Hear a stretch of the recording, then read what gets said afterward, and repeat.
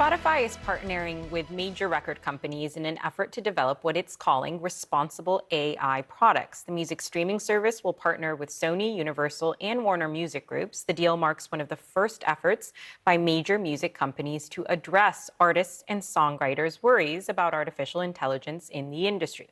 Now, Spotify stressed that musicians' rights are their primary concern and says protecting copyrights is essential, something that will, quote, empower artists and songwriters. Partnerships with record labels, distributors, and music publishers are all part of this plan. I want to head now to Los Angeles and bring in Seth Schechner. He's a managing director at Strat Americas and a former major music label executive. Good morning, first of all. Thank you for being on with us.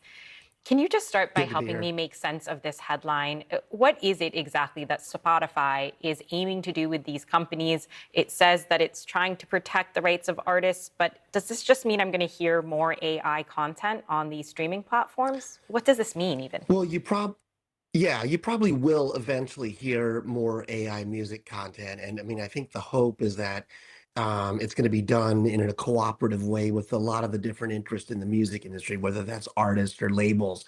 I think the real thing here um, is that, maybe for the first time in a while, it's kind of the deal or the business development might be a little bit more important than what the actual products are. It's candidly kind of unclear what the products will be that come out of this right now. AI and music has been in a kind of a weird spot because there's a few platforms that have kind of gone out and jumped ahead with, platforms that let you create your own music while the rights landscape is pretty unclear. But I think this new announcement to me indicates that the labels are very much trying to get out in front of this and trying to set the stage, if you will, for a legitimate business to develop. But it's pretty unclear in terms of what the products will look like right now. They're going to develop those. So it's not clear what the products are, but this is prioritizing the business development at this point. I'm still unclear. I'm still vague. What is the business development? What is the goal here for these streaming Well, platforms? look, I mean, I'll drag it down a little bit into sort of the maybe in a more simple terms. I mean, there are these AI sound-alike tracks that have been out there that, for the most part, are unlicensed. So you can sing in the style of Miles Davis with, Tchaikovsky in the background in a bar in the 1980s, and you can just kind of spit that out really easily on a platform right now. But I think, the idea right now is for artists to kind of get involved and help bring about some of their own tracks, with AI and the labels cooperating with Spotify. Plus, I think they'll probably have some fan clubs that are attached to it. But, to be quite candid with you, I think what's really happening is there's going to be licensing deals that'll be put in place that not only include traditional streaming, but that deal with this new generation of AI tracks that are out, whether they're sound alikes or other things that are created with artists, basically.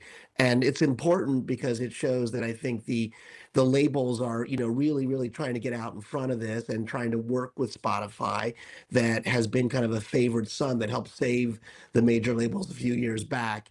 And, I think they're also going to try and help artists in terms of the back end and how they get compensated as well. But yeah, for sure, there's a lot of unclarity on it until kind of the Spotify lab people produce the actual products itself.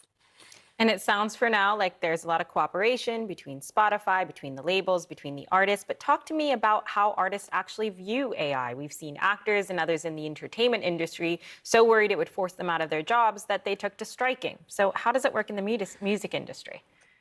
I don't think it's as, completely destructive as that, but I think it's fair to say there's a lot of suspicion around AI. And I mean, certainly Spotify does not have a very good reputation at all with lots of artists just because of the compensation models there. But I think this is an attempt to try and give, some open doors to allow artists to experiment, with new AI tracks and some of the new AI products that they'll develop right now. But I think, one thing that's a really important principle here that the labels have come out and said is they want to see, platforms kind of come in and ask for permission and get arms around rights, if you will. There's been a couple of big platforms, Suno and Udio are two I'll mention, that have kind of launched without getting those rights in place first.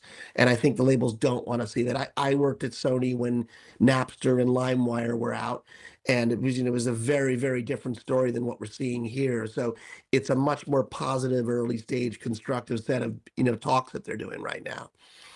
You sound very hopeful. You're saying it's a positive early stage, but I want you to be honest with me because there's no way that AI is just arriving in the industry. How much of the content I listen to is partially driven by AI already, and I don't even know it?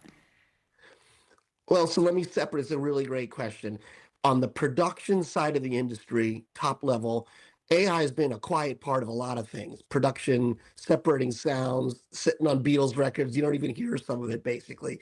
So that's been really good. The stuff that's getting kind of all the news, these fake sound alike tracks, are actually a pretty small part of the overall ecosystem. And I think the early research that we're seeing right now is that consumers don't really want to listen to it long term. So there is a little bit of fluff and hot air going on in some of this stuff. But I think, it'll be a part of the landscape. The labels are going to include it in their licensing practices. There'll probably be terms that look like streaming partnerships. And who knows, maybe they'll charge for what's called training on those models. And it's very different than what we call a Napster moment 25 years ago, where things were really going to get destroyed. I don't see a heck of a lot of destruction with this stuff. I think it'll be a reasonably good part of the music ecosystem going forward. Seth, thank you so much. I love that you said our ears can still discern the difference between the AI and real artists.